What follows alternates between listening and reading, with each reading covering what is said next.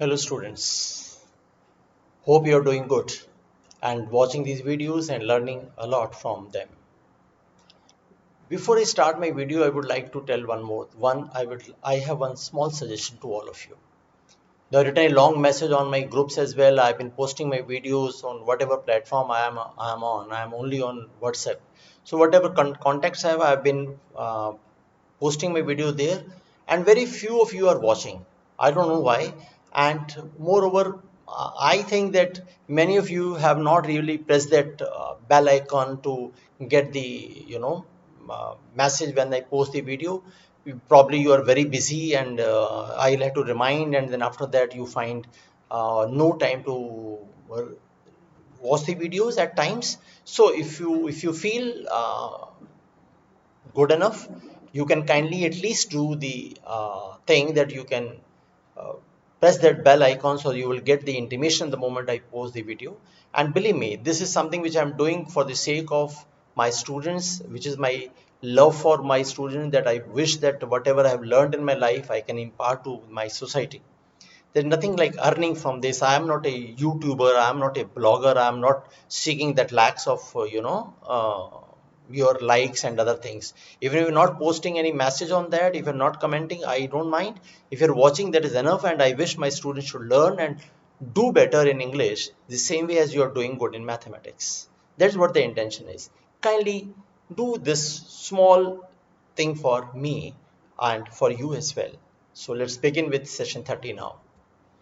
What it says is, I had a very long session last time, session 29. It was around 1 hour. Hope you had that kind of time from your busy schedule where you have no time for yourself.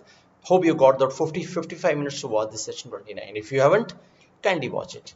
So this session 30, what is it saying is brothers and sisters, wives and husbands. What? Let's see. Father, brother, soror, sister, आपने पढ़ ही लिया था. तो freighter word किसके लिए था? Brother के लिए फ्रेटर्निटी आया था. सॉरोर किसके लिए आया था? सिस्टर के लिए. ऑक्सोर आया था वाइफ के लिए. एंड मैरिटस आया था हस्बैंड के लिए. अगर आपको याद है जब हम पढ़ रहे थे sorori side and fratri side last session. These roots words are the source of a number of additional English words. देखिए और क्या क्या वर्ड बनाते हैं. टू फ्रेटरनाइज, अगर आप किसी को बोल फ्रेटरनाइज करते हो, जो फ्रेटर्निटी होता है, तो किसी को फ्रेटरनाइज करने का मतलब आप उसकी हेल्प कर रहे हो as brother. Etymologically, to have a brotherly relationship, this verb may be used to indicate social intercourse between people irrespective of sex. ये नहीं मानेंगे कि ब्रदर वाला है तो मेल ही होंगे, फीमेल भी हो सकते हैं, इसमें कुछ नहीं है. सोसाइटी से मतलब है कहीं ना कहीं.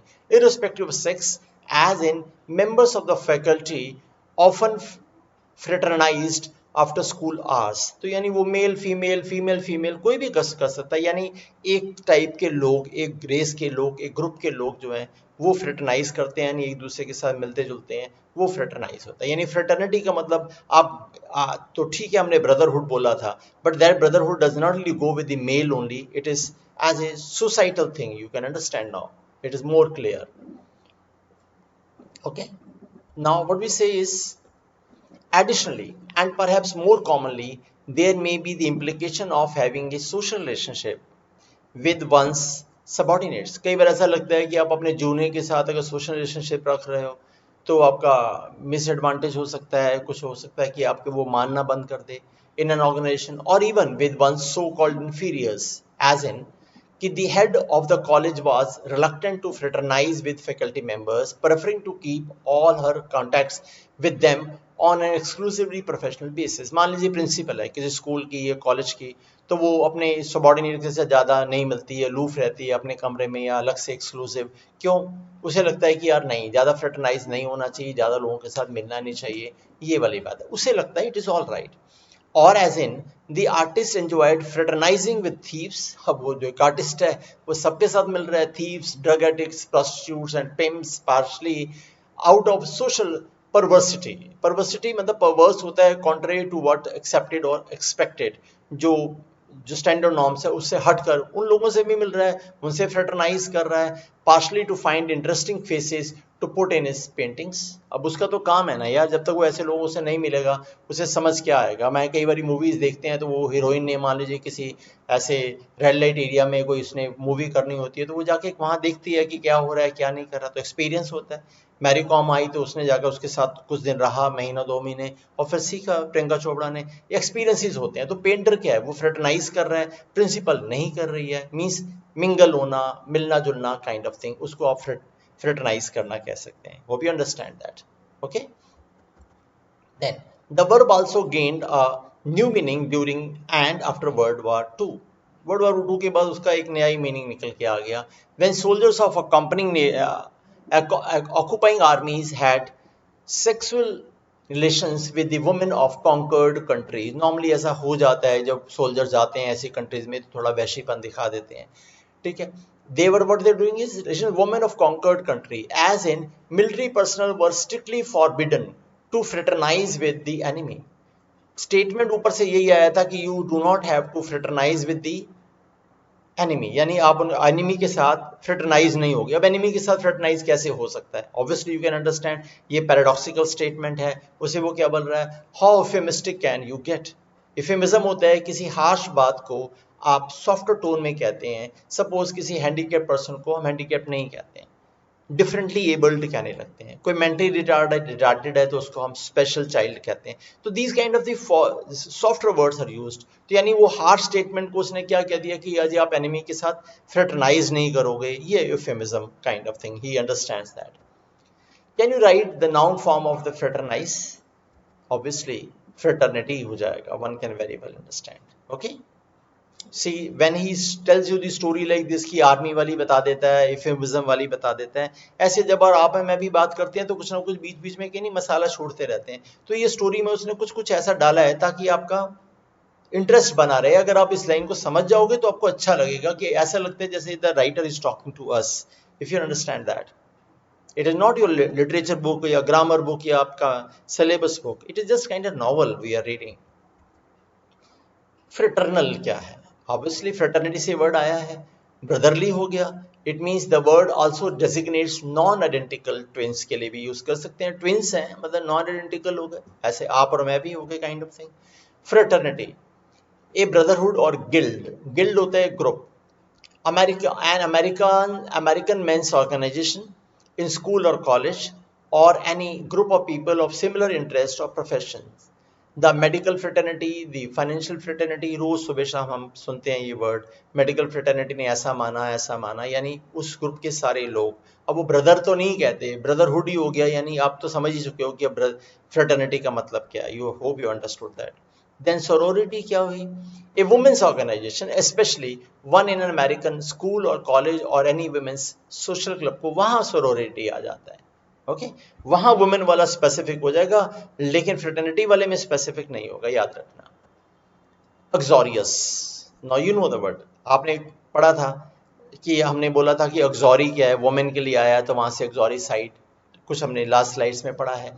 तो अक्सोरियस क्या है, an adjective describing a man who excessively even एब्सर्डली, ध्यान रखिए, excessively even एब्सर्डली caters to, dotes on, worships and submits to the most outlandish or outrageous demands of his wife। नीचे वर्ड देख लेते हैं, आपको पढ़ना समझ आ जाएगा। caters to मतलब सर्विस प्रोवाइड करना होता है, provide with what is needed. dotes on मतलब extremely and uncritically fond of होता है, जैसे आपकी मदर आपके लिए होता है, but doting father, doting mother हम बोलते हैं, वैसे वाला लव। आउटलैंडिश इज बिजार बोल देते हैं, और आउटरेजियस इज शॉकिंग होता है, ठीक है। तो यानी वो पर्सन क्या है, दोबारा मैं पढ़ता हूं आपके लिए। An adjective describing a man who excessively even एब्सर्डली caters to, dotes on, worships and submits to the most outlandish or outrageous demands of his wife। The word is not synonymous with handpicked, याद रखिए, वो handpicked वाला नहीं होता, दोनों को हम मानते हैं जोरू का गुलाम है, no. handpicked is the one who dances to the tunes of his wife, वो अलग है, उसके लिए पहले पढ़ लें। as the handpicked husband is dominated by his wife perhaps because of his own fear or weakness, उसकी अपनी कोई कमजोरी है जिसकी वजह से वो उससे डरता है या उससे दबता है, काइंड ऑफ थिंग, ऐसे वाली बात है। हालांकि रिलेशनशिप में कहीं दबने वाली बात ही नहीं होती। गुड रिलेशनशिप है जहाँ पर हम अपने अपने मन की बात कह सकें, अपने अपने एक फ्री रह सकें, लेकिन वो कहीं ना कहीं उससे सबमिट करता है उसको, तो वो हैंडपैक्ड हो जाता है, लेकिन उसमें कहीं उसकी अपनी कहीं वीकनेस होती है। While the exorious husband is dominated only by his neurosis, and quite likely the wife finds his uxoriousness comical or a pain in the neck. There can indeed be too much of good thing। किसी चीज के लिए बहुत ज्यादा भी करो, मान लीजिए उसकी वाइफ की जो मान लीजिए एक्सोरियस है, उसकी वाइफ कहीं चले गई मान लीजिए अपने फ्रेंड्स को मिलने के लिए, तो देर में वो 20 फोन कर देगा, तो उसके फोन करने का इंटरेस्ट तो यही है कि he is concern, but wife might feel bad कि यार क्या kind of thing, there is no freedom, तो पेन इन द नेक हो जाएगा, यानी अनोइंग हो जाएगा, दैट वे होता है। यानी you can understand uxorious is the person the one who loves the wife very much, but उसमें कभी कभी ट्रबल हो सकती है कि वो ज्यादा कर दे। जैसे कभी कभी हमारी मदर्स भी हमें ऐसा बार बार पूछते थे कहाँ हो, तो आप पक जाते हैं, हम पक जाते हैं, क्या बार बार फोन करते हो, ऐसे वाला, तो वो अक्सोरियस हो जाता है। लेकिन हैंडपैक्ड जो है वो नेगेटिव टर्म में यूज करा जा सकता है। Uxorial, now you can understand, pertaining to obviously wife से हो गया, characteristic और befitting a wife as auxiliary duties, privileges, attitudes etc, यानी जो वाइफ से एसोसिएटेड हो जाएंगे। फिर क्या हमने बोला, मैरिटल, मैरिटल जितने भी मैरिज से रिलेटेड हो गए, एटमोलॉजिकली पर्टेनिंग और रेफरिंग टू और characteristic of a husband, okay, तो यानी जहां पर जो हस्बैंड से रिलेटेड होंगे, but the meaning has change to include the marriage relationship to both husband and wife. हालांकि अगर आपने पढ़ा है मैरिटिसाइड पढ़ा था, याद है आपको, तो मैरिटिसाइड हमने बोला था कि हस्बैंड के लिए यूज होगा, लेकिन अब एनी वे मैरिटल हम जब बात करते हैं तो हमने धीरे धीरे उसको हस्बैंड वाइफ से दोनों की मैरिज रिलेशनशिप से कंसिडरेशन में ले लेते हैं। Don't ever let anyone tell you that our language is not sexist. वो खुद मान रहा है, मैंने लास्ट क्लास में भी बोला था, लैंग्वेज में थोड़ा सा कुछ ऐसा है कि थोड़ा सा हल्का सा डेरोगेटरी है, कहीं कहीं पर हो जाती है। As marital duties, obligations, privileges, arguments etcetera, मतलब जैसे कि हस्बैंड ही सब कुछ करेगा, वाइफ कुछ कर ही नहीं सकती, वो डोमिनेंट रहता है और वो बेचारी होती है, ऐसा कहीं फीलिंग देने के लिए वर्ड बना दिया इन्होंने। बट एनीवे अब चेंज हो गया, जब लैंग्वेज बनी होगी 500 साल पुरानी, अब आप तो दुनिया बदल चुकी है। Hence extra marital is literally outside the marriage, तो यानी अब मैरिटल वर्ड हमने मैरिज से लगाया, तो एक्स्ट्रा मैरिटल मतलब आउटसाइड द मैरिज हो गया। As in extra marital affairs, extra marital affair मतलब क्या, hanky panky with someone other than one spouse, जो पार्टनर है, वाइफ के लिए भी यूज होता है, हस्बैंड के लिए भी यूज होता है। एंड प्री मैरिटल मतलब बिफोर मैरिज हो जाता है, प्री मतलब बिफोर है, describes events that occur before planned marriage as pre marital sex, कहीं पर हो जाए by the way, pre marital agreement as to the division of property etcetera हो जाए, काइंड ऑफ थिंग, इस तरीके की कॉन्ट्रैक्ट मैरिज जब होती हैं तो इस तरीके के जो थे वो प्री मैरिटल हो जाता है। Okay, then of cabbages and kings without the cabbage, what is this, देखें, rex, regis is latin for king। मैंने जो बोला था कि मैंने इसको राजा की तरह याद करा है, तो वो रेजिस वर्ड जो है वो किंग से एसोसिएट होता है, ठीक है। क्या वर्ड बोल रहा है, tyrannosaurus rex was the king और the largest of the dinosaurs. तो डायनासोरस का जो सबसे बड़ा जो डायनासोरस हुआ है उसका नाम उसने बताया है, etymologically king of the tyrant lizard.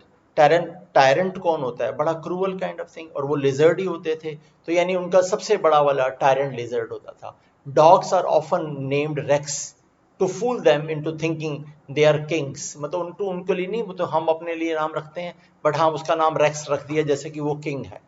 Rather than slaves, and regal is royal और fit for a king, hence magnificent, stately, imperious, splendid etc, as a regal bearing or manner और रीगल मैंशन और regal reception etcetera. तो मैंने याद करा था कि रजी से है, रीगल से है, रॉयल से है, तो यानी ये वर्ड जो है रीगल वर्ड जो है वो रॉयल के लिए इंट्रोड्यूस हो गया, fit for a king, hence magnificent. Now you say imperious splendid, imperious arrogant and domineering, splendid yani you can say fabulous, and mention I've made the picture, shown you picture, mention is a huge house होता है, उसे mention बोलते हैं। Bungalow नहीं होता है, I have been saying in my classes, bungalow does not have the stairs, तो वो ग्राउंड फ्लोर हाउस होता है। Mansion is this kind which I have shown you the picture. And as in regal bearing और manner, यानी उसका royal style के manner होते हैं, वैसे बोलना चलना बात करना, और रीगल मैंशन और regal reception etcetera. The noun is regality. A regalia, now understand that. A regalia, a plural noun, designated the emblems or insignia or dress of a king and now refers to any impressively formal clothes. Any impressively formal clothes, more commonly to the decorations, insignia, uniform of a rank, position, office, social club, etc. The 5-star general appeared in full regalia. उसके बड़े सारे batches लगे रहते हैं। अब जैसे emblem लगा रहा है, इंसिग्निया, ये वाला लोगो लगा हुआ है, तो what do call it? This is known as regalia होता है। तो this insignia, this emblem, these are all on the uniform of the army personnel and all. So this is known as what? रिगैलिया होता है। ये कहीं ना कहीं उसे रीगल बनाता है, कहीं ना उसे रॉयल बनाता है, बिकॉज जब आप यूनिफॉर्म वो ओन करते हो तो it gives you an association and the pride with that. So that's that way we say कि ये insignia जो उसके ऊपर already you know that they are there, so that is give you the regalia feeling. So regalia is a plural noun designated the emblems or insignia or dress of a king and now refers to any impressively formal clothes, impressively formal clothes, formal होने चाहिए, or more commonly to the decorations, insignia or uniform of a rank, position, office, social club, etc. The 5-star general, एक sentence दिया हमने, the 5-star general appeared in full regalia. Now you can understand. Emblem आपको पता ही है, there's nothing to talk about.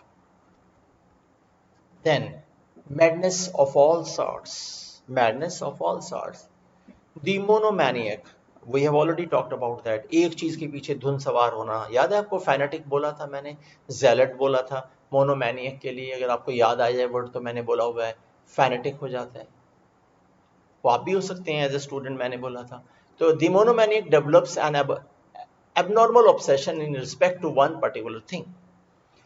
Greek momos, one, and but it otherwise normal. The obsession itself or the obsessiveness is monomania. The adjective is monomaniacal. Monomaniacal, like the adjective form of the various other manias, is tricky to pronounce. Practice carefully to make sure you can say it correctly without stuttering. Monomaniacal आ जाएगा। Word देख रहा है monomaniacal. Monomaniacal is the pronunciation. It is what says एक चीज के पीछे पागल हो जाना, it becomes the adjective. Monomaniacal attitude हो जाएगा, monomaniacal activity हो जाएगा. Okay, now you understand. Stuttering is stammer, we have already been discussing. Then psychology recognizes other abnormal states. कई सारी और भी हो जाती हैं, जैसे monomaniacal होता था वैसे ही और भी चीजें बताती है psychology. All designates obsessions and built on Greek mania. Obviously mania तो हम जानते ही हैं, madness. अब एक और देखें, dipsomania हो जाता है, morbid compulsion to keep on absorbing alcoholic beverages. Greek dipsa is the word, thirst से यूज होता है। तो फिर the dipsomaniac has been defined as the person for whom one drink is too many, one drink is too many, 1,000 not enough, मतलब वो बहुत पीता है, उसके लिए तो कुछ भी नहीं है। Recent investigation suggests that dipsomania or alcoholism may not necessarily be caused by anxieties or frustration, but possibly by a metabolic or psychological disorder. ये हो सकता है किसी आदमी का मेटाबॉलिक और साइकोलॉजिकल डिसऑर्डर हो। नहीं, नॉर्मल कहते हैं कि वो बहुत परेशान है इसलिए पीता है, नहीं, साइकोलॉजी कहती है यार और भी रीजंस हो सकते हैं उसके लिए, बायोलॉजिकल भी, मतलब बॉडीली रीजन भी हो सकते हैं, या हो सकता है उसका साइकोलॉजिकल डिसऑर्डर हो, किसी वजह से उसको ऐसा फीलिंग आती हो कि मुझे पीना है, kind of. Anyway, that is a debate. And then adjective is dipsomaniacal बन जाएगा, वो dipsomaniacal बन जाएगा, monomaniacal बना था तो dipsomaniacal बन जाएगा, that is the adjective. Okay, तो डिप्सोमेनिया आपने वर्ड याद करना है, जो बहुत ज़्यादा ड्रिंक करे। अब याद है एक वर्ड हमने पढ़ा था किसी ज़माने में, बकनेलियन। तो बकनेलियन कौन था? The one who drinks a lot, वो बकनेलियन था, तो उसको डिप्सोमेनिया हो जाएगा। क्लेप्टोमेनिया, चोरी करने की आदत होती है।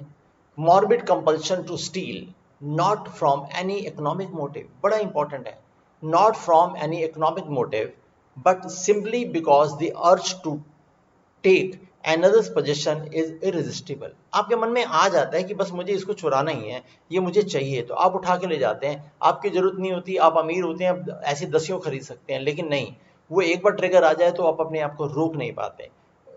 possession is irresistible। The kleptomaniac, Greek अगर आप देखें क्लेप्टे, इसका मतलब थीफ है। May be wealthy and yet be an obsessive shoplifter। shoplifter तो आप समझते हैं, गए और उठा लिया, kind of thing। wealthy and yet be an obsessive shoplifter, the kleptomaniac, for reasons that psychologists are still arguing about, is more often a female। Normally फिर वही वाली बात आ गई जी, फीमेल होती हैं नॉर्मली, मेल नहीं होते। वैसे हमने 12th में एक चैप्टर पढ़ा था, इवन स्ट्राइज एंड ओ लेवल, मुझे याद है, उसमें तो वो मेल ही था। बट हाँ, हो सकता है कहीं ना कहीं इस बात पे डिबेट हो जी, फीमेल होती हैं। And may pinch her best friends valueless trinket, pinch करना स्टील करना होता है, तो वो उसके ये जो वैल्यूलेस ट्रिंकेट है, मतलब जो छोटी छोटी आइटम उसके पास हैं जो फैशन से रिलेटेड या कोई ऐसा show piece kind of thing, उसको ट्रिंकेट ही बोलते हैं। तो pinch her best friends valueless trinket और a cheap ashtray or a salt shaker from a restaurant, not because she wants, let alone needs। wants की बात छोड़ दीजिए, जरूरत हो तो आदमी चोरी कर ले, समझ आती है, ऐसा भी नहीं है। the article, but because she apparently cannot help herself। उसको लगता है यार वो बस वो रोक ही नहीं पाती अपने आप को, वो पर्सन जो होता है रोक नहीं पाता है। she gets carried away when she arrives home, she may toss it in a drawer with other loot and never look at it again। यानी उसकी हैबिट होती है, और भी कई चीजें उसने चुराई होती हैं, वो उसको वहां पटक देती है कि हाँ चल ठीक है, यानी उसके लिए कोई वैल्यू नहीं है, बट वो ट्रिगर आ गया तो बस आप चोरी कर लेते हैं। वी कॉल इट क्लेप्टोमेनिया होता है। ठीक है, एक हॉलीवुड की हीरोइन थी Lindsay Lohan, she was twice thrice she was sentenced for this particular thing only, but ये psychological disorder है, इसके लिए you need to have some treatment। इसमें उसने पहले ही बोला वेल्दी होगा पर फिर भी कर सकता है, तो इसको क्लेप्टोमेनिया बोलते हैं। Can you write the adjective? Kleptomaniac हो जाएगा, क्लेप्टोमैनियक हो जाएगा, इसमें क्लेप्टोमैनियक हो जाएगा। देन पायरोमेनिया, जहां भी वर्ड पायर आता है, याद रखिए, जहां भी वर्ड पायर आता है वहां पर फायर होता है। यहीं से हमने वर्ड पढ़ा है डेथ पायर, चिता को बोलते हैं। दिस इज डेथ पायर होती है। ठीक है, ऐसे ही अगर आप बोलेंगे, एक वर्ड होता है pyrotechnic, science of manufacturing fire crackers.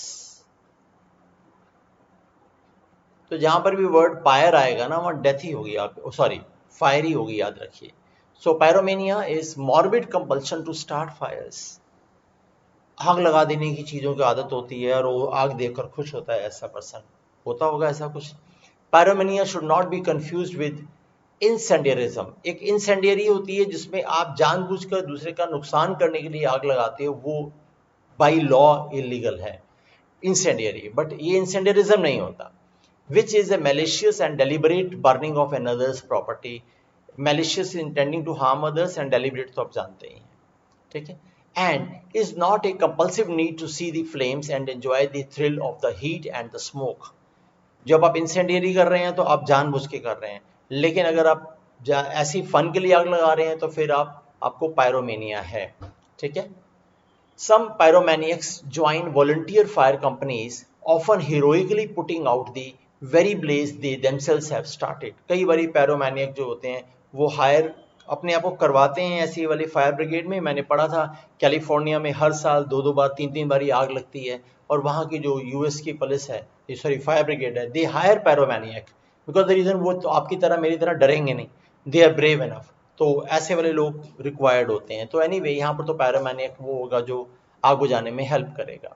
Often heroically putting out the very blaze they themselves have started. An incendiary is antisocial, obviously, and usually starts fire for revenge. Either of these two dangerous characters is called colloquially firebug. Normally बोला जाए तो उनको हम firebug बोल देते हैं.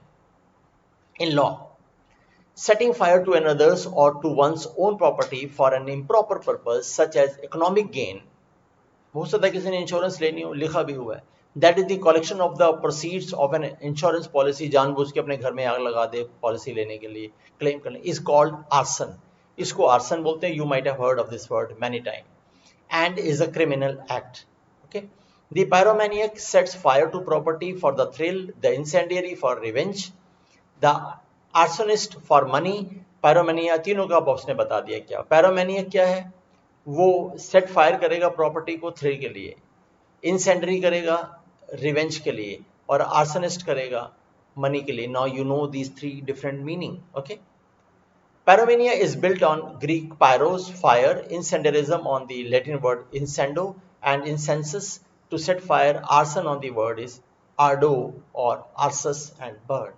कई बार मैं ये मार्क कर देता हूँ, ये लैटिन वर्ड है, ये ग्रीक रूट वर्ड है. इनिशियली आपको लर्न नहीं करना है, इनिशियली सिर्फ वर्ड पर ध्यान देना है, बट एक बार जरूर आप जब कभी रिवाइज करोगे ये बुक को, आई एम श्योर कि जब भी आप लाइफ टाइम में इसको बुक को दोबारा पढ़ोगे आपको रूट वर्ड भी याद ही हो जाएगा. पहले हमारा रूट वर्ड पर ज्यादा फोकस नहीं है, ज्यादा फोकस नहीं, फोकस जरूर है. I am not in to habit of learning the root words in the very first reading. मैं अभी उस ये रूट वर्ड से कैसे बना है बस ये देख लेता हूँ. धीरे धीरे मुझे रूट वर्ड भी लर्न होने लग जाएंगे. अभी मुझे पता चल गया कि आग लगाने वाले 3 टाइप के लोग हो जाते हैं. Hope you understand. पायरोमैनिक हो गया, इंसेंडरी करने वाला हो गया, और फिर एक आर्सनिस्ट हो गया. ये शायद आपको अभी से पहले नहीं मालूम था जब आपने सुना है. Can you write the and pronounce the adjectival form of pyromaniac? तो फिर हमने बोल लिया पायरोमैनियकल वर्ड आ जाएगा. Is clear with you now? Megalomania होता है, पावर हंग्री हो जाता है, मेगा ह्यूज, मेगालोमेनिया है. Morbid delusions of grandeur, power, importance, godliness, etc.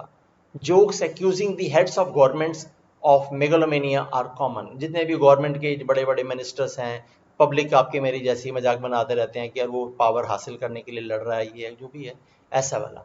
Here is an old chestnut from the 40s. उस चेस्टनट की बात बता रहा है, एक स्टोरी बताना चाहता है. ए जोक, स्टोरी और subject that has become uninteresting through constant repetition. ये काफी लोगों ने सुनी है, आपने नहीं सुनी होगी, हम सुन लेते हैं. Churchill, Roosevelt and Stalin for talking about their dreams once. बड़े बड़े लोग हैं, पावर वाले सारे, उनकी एक स्टोरी है. चर्चिल ने क्या बोला? I dreamed last night that God had made me prime minister of the whole world. Very good. Roosevelt कह रहे हैं I dreamed that God had made me president of the whole world. Okay. Stalin, how could you gentlemen have such dreams? I did not dream of offering you those positions. यानी मैं तो तुमसे बड़ा हूं, जब तक मैं तुम्हें ऑफर नहीं करूंगा तो तुम्हें कैसे मिलेगी. यानी ये मेगालोमेनिया है. Hitler, Napoleon and Alexander the Great have been called megalomaniacs. All three certainly had delusions about their invincibility. उनको लगता था कि उनको कोई हरा नहीं सकता, इनविंसिबल हैं, ऐसा वाला ये उनके दिमाग में डेल्यूजन था. डेल्यूजन ध्यान से याद रखिए, एक फॉल्स बिलीफ होता है. देखिए, एक हेलुसिनेशन होता है जो आपको दिखने लगता है, आप इतना ज्यादा एनग्रॉस हो जाते हैं वो चीज आपको दिखने लगती है कि वो हेलुसिनेशन होता है. एक इल्यूजन होता है. इल्यूजन आपको ये लगने लग जाए कि मैं प्रधानमंत्री बन जाऊंगा, अच्छा मैं ये कर लूंगा, मेरी तो लॉटरी लग जाएगी. ये सोच जो है, जो living in an Ivory tower kind of thing, making क्या नाम कैसल्स इन द एयर, वो इल्यूजन है. इल्यूजन एक ड्रीम है. डेल्यूजन जिसपे आप बिलीव करने लग जाते हैं, फॉल्स बिलीफ होता है. हेलुसिनेशन आप इतने ज्यादा एनग्रॉस हो जाते हैं, वो चीज आपको अपेरेंटली दिखने लगती है, वह हेलुसिनेशन हो जाता है. Anyway, can you write the adjective derived from the megalomaniac? तो फिर वो मैनिकल हो जाएगा, तो मेगालोमैनियकल वर्ड आ जाएगा. Megalomania is built on Greek megas. आप तो इतनी बारी पढ़ चुके हैं मेगा वर्ड, ग्रेट, बिग हो जाता है. And can you think of the word for an instrument that some speaks through the make this thing? Okay. Nymphomania होता है. Let's see, understand. मेगाफोन होता है वो वर्ड, सॉरी, हाँ, ग्रेटर, आपने सुना है word. Can you think of the word for an instrument that someone speaks through और make the sound of his voice greater. वैसे उसे मेगाफोन बोलते हैं, या फिर आज की डेट में लाउड स्पीकर बोलने लगे, बट वो मेगाफोन ही होता है. फोन मतलब साउंड और मेगा मतलब ह्यूज. निम्फोमेनिया, morbid incessant मतलब non-stopping kind of thing, continuing, incessant rain kind of thing. Morbid incessant uncontrollable and intense desire on the part of a female for sexual intercourse, for from reek nymphy, bride plus mania आता है. Okay, अब ये women में ही होती है sexual desire, वो ऐसा कह रहा है, तो उसके लिए वर्ड हमने बनाया है निम्फोमेनिया. वर्ड बन जाता है अगर वुमेन में ऐसी डिजायर बहुत ज्यादा है. और फिर द पर्सन इज निम्फोमैनियक हो जाएगा for sure. And then the adjective is nymphomaniacal हो जाएगा या निम्फोमैनियक हो जाएगा. Okay. And satyromania with the male.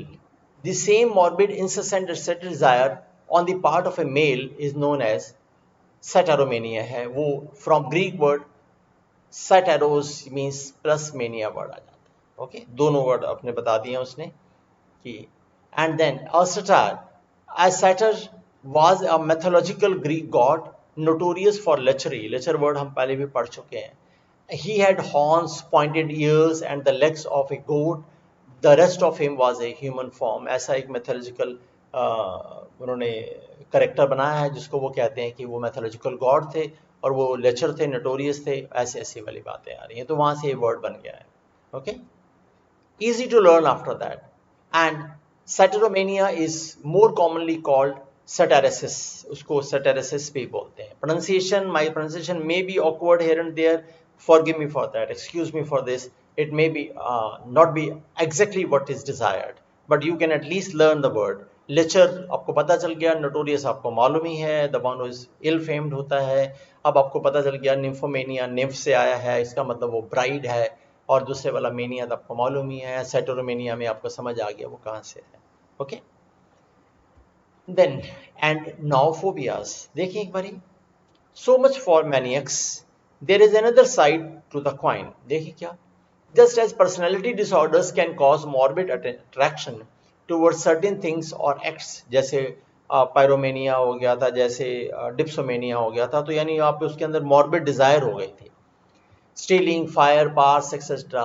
So also other emotional ills can cause violent or morbid repulsions to certain conditions, things or situations. These are people who have irrational and deep-seated dread of cats, dogs, fire, number 13, snakes, thunder or lightning, various colors and so on, almost without end. इसका मतलब कई सारे ऐसे, जैसे आपकी liking है, mania है, तो इसका मतलब आपके लिए उसके उन चीज़ों के लिए आपके मन में क्या हो जाएगा, फोबिया हो जाएगा. Hope you understand. ठीक है, तो ऐसे वाला वो कहना चाहता है. सच मॉर्बिड ड्रेड और fear is called in the language of psychology of phobia. आगे वो डिस्कस ही कर रहा है. And we might pause to investigate the three most common ones. कहते हैं तीन हम फोबियाज एक बार डिस्कस कर लेते हैं. कौन से? क्लॉस्ट्रोफोबिया, क्लस्टर से बना है काइंड ऑफ थिंग, यानी श्रिंक स्पेसिस का, शॉर्ट स्पेसिस का फोबिया होता है. कुछ लोग लिफ्ट में जाना पसंद नहीं करते. morbid dread of being physically hemmed in, or hemmed in मतलब enclosed, hemmed in of enclosed spaces of crowds etc. from Latin claustrum, closed space, plus Greek phobia. अब आप समझ गए. morbid fear, the person claustrophobe हो जाएगा, and then adjective is claustrophobic हो जाएगा. Similarly agoraphobia होता है, आई थिंक बड़े ह्यूज स्पेस का होता है. Morbid dread of open space, yes. The reverse of claustrophobia, people suffering from agoraphobia prefer to stay shut up in their homes as much as possible and become panic stricken in such places as open fields, large public buildings, airport terminals etc. From Greek agora, marketplace, and phobia, agoraphobia हो जाता है. Okay.